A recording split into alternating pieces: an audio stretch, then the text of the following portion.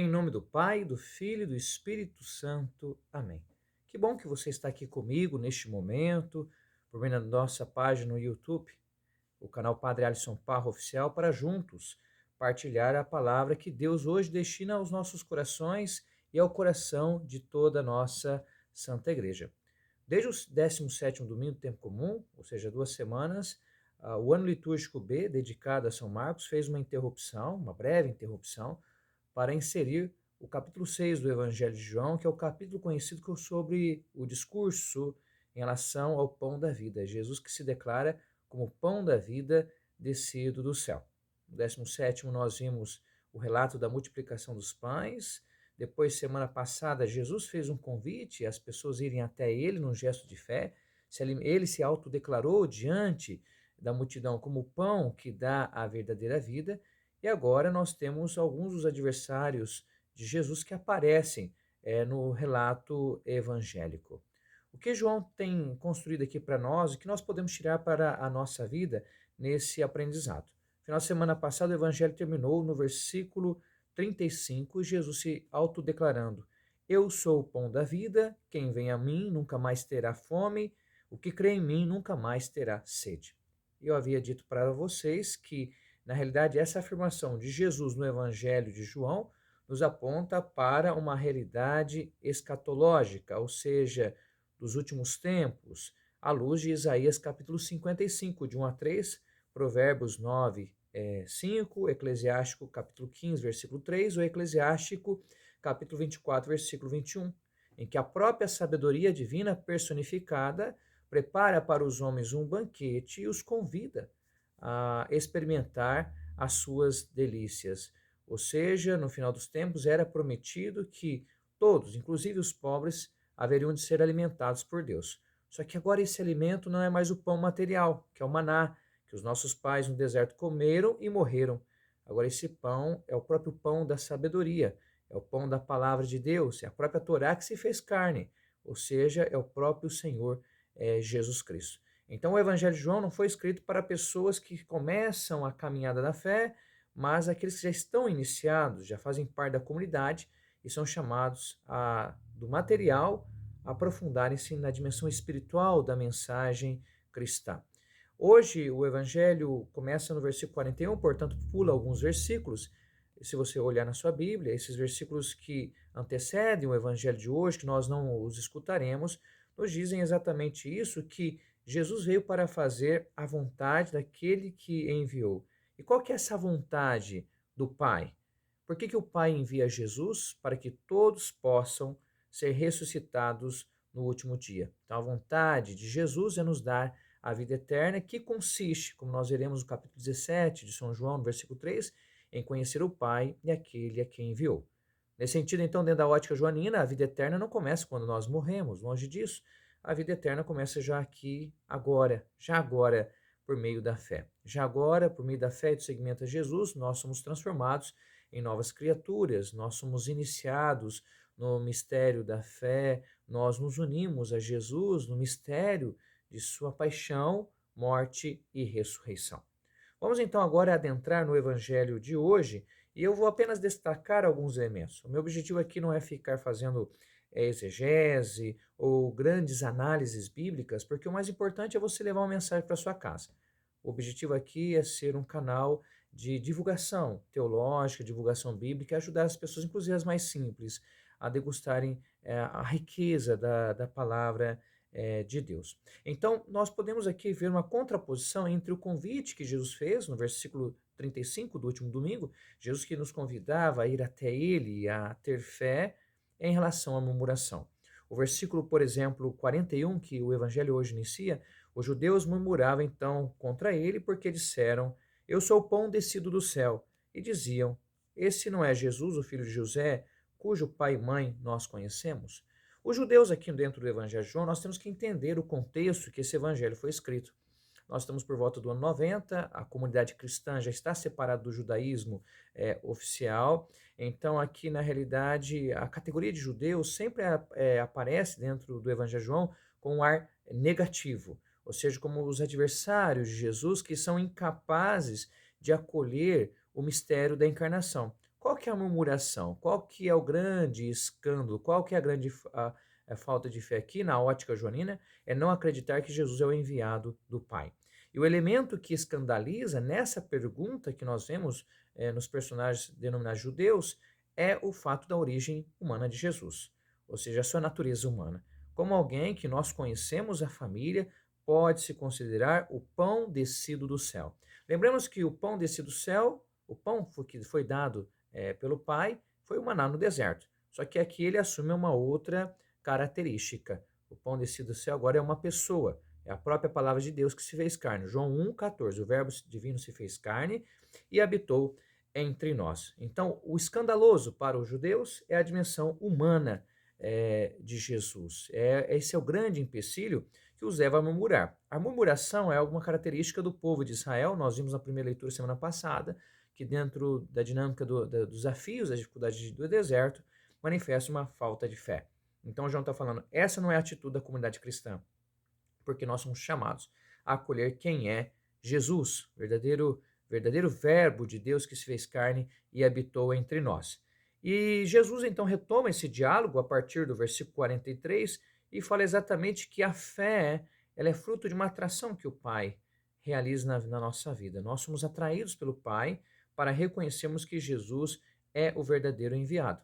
Por meio dessa linguagem da atração, nós temos aqui a linguagem ligada à sabedoria, aos escritos sapienciais. Quer dizer, a palavra de Deus, que no Antigo Testamento é chamada de Torá, os 5 primeiros livros, aqui ela é aplicada essa categoria a Jesus. Jesus é a sabedoria pelo qual os homens têm acesso ao Pai. Jesus é o mediador entre o Pai e os homens.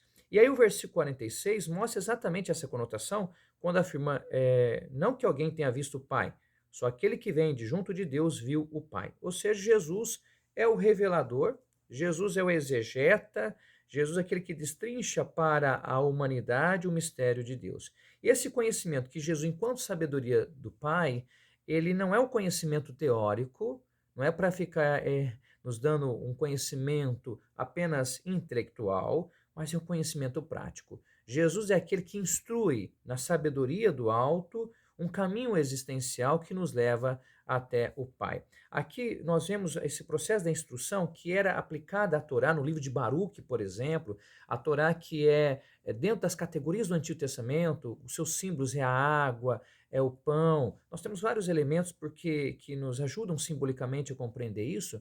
Agora, tudo isso é aplicado à própria pessoa de Jesus. Nós poderíamos dizer que aquilo que equivale à Torá para os judeus, entre aspas, né, guardadas as devidas proporções, é agora que é Jesus para nós. Jesus é a própria Torá que se fez carne, a própria lei que se faz presente em nosso meio, nos instrui no caminho que nos conduz ao Pai.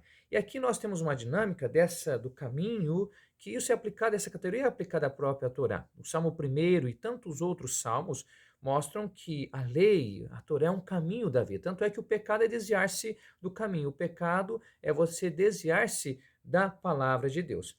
A partir do versículo 47, nós temos uma afirmação. Em verdade, vos digo, aquele que crê tem a vida eterna. Eu sou o pão da vida. Então, o crer aqui não é apenas algo teórico, é viver na prática o ensinamento de Jesus, é segui-lo, é viver essa vida nova. Então, por que Jesus é o pão da vida? Porque Jesus é a própria sabedoria que é oferecida a cada um de nós. O pão da vida é o pão da sabedoria, é o pão da palavra de Deus oferecida a toda a humanidade. E nós temos aqui, nós dizemos, uma espécie de realismo eucarístico. Se vocês olharem, por exemplo, os versículos 50 e 51, Jesus fala, este é o pão que desce do céu, para que não pereça quem dele comer. Então, quem comer dessa sabedoria não vai perecer. Eu sou o pão vivo, desci do céu, quem comer deste pão viverá para sempre, o pão que eu darei é a minha carne para a vida do mundo. Olha a lógica joanina. João não fala assim, este é o meu corpo para a vida do mundo, ele usa a carne. Aqui é o termo que a gente fala sarx. E sarx, aqui no Evangelho de João, indica a condição o quê? De fragilidade, de precariedade. Então, qual que é o grande escândalo? É que o fato de que o Filho eterno do Pai assumiu a nossa fragilidade, assumiu a nossa precariedade, exceto o pecado, pois ele manteve-se fiel a Deus Pai, até as últimas consequências, fazendo toda a sua vontade. O que nós podemos trazer para a nossa vida? Porque Cristo é a sabedoria que nos conduz novamente à árvore da vida. Quem comer deste pão viverá para sempre, né? Ele que dá a sua carne para nós, assume a nossa condição de fraqueza e de mortalidade. É que aqui nós temos uma espécie de realismo eucarístico. Nós podemos olhar para a Eucaristia. Alimentar-se da Eucaristia e não deve ser apenas um gesto ritual, mecânico. Alimentar-se da Eucaristia, da Eucaristia é você nutrir-se da palavra de Deus que se fez carne. Todo judeu sabe muito bem que o nutrimento de Israel no deserto era a Torá, mais do que o pão, o maná, mais do que as codornizes, a carne.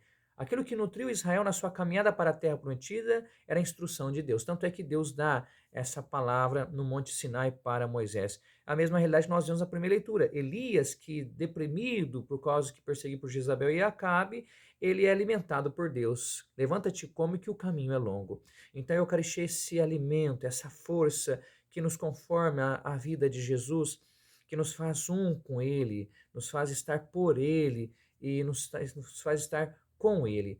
Aqui nós devemos nos perguntar se as nossas missas, as nossas celebrações eucarísticas nos ajudam a dar essa consciência de que Jesus, como pão do céu, desse do céu que dá a vida por nós, dá sua carne por nós, ele dá a sua vida por nós. E isso em cada Eucaristia continua a se realizar na nossa vida. Qual é a atitude que você tem? Você tem uma atitude de fé na presença de Cristo, na Eucaristia, na palavra, ou você murmura com o Senhor? Muitas vezes nós queremos um pão que não é o pão que Deus que nos dá. Nós não estamos satisfeitos com aquilo que Deus nos dá. Nós devemos pedir em cada Eucaristia, quando nós rezamos o Pai Nosso, o pão nosso de cada dia nos dai hoje, pedir o próprio Cristo que é o pão da vida. E alimentados por Ele, por essa sabedoria do alto, unidos ao Senhor, nós temos a vida eterna. Lembrando que a vida eterna não é simplesmente uma continuidade cronológica dessa vida, a vida eterna é uma vida renovada, uma vida de ressuscitados, é estar com Cristo, né? O Pai, Jesus é a videira e nós os ramos, e o Pai é o agricultor. Onde Jesus está, por meio da união eucarística, por meio da união espiritual com Ele, nós também estaremos. A vida eterna é isso, começa aqui agora, e alimentar-se da Eucaristia já é acostumar, como dizia Santo Irineu de Lyon, padre da igreja, no ano 176, quem comunga já acostuma o seu corpo, a sua alma, o seu espírito, tudo aquilo que é, antropologicamente falando, segundo as categorias cristãs habitualmente utilizadas, já acostuma todo o nosso ser a essa realidade escatológica dos últimos tempos, que na realidade já se realiza aqui agora, mas se realizar plenamente quando também nós estivermos junto de Deus. A humanidade de Jesus te escandaliza? Então o caminho é, por meio na humanidade de Jesus, ver a sua divindade. Jesus verdadeiro homem, Jesus verdadeiro Deus.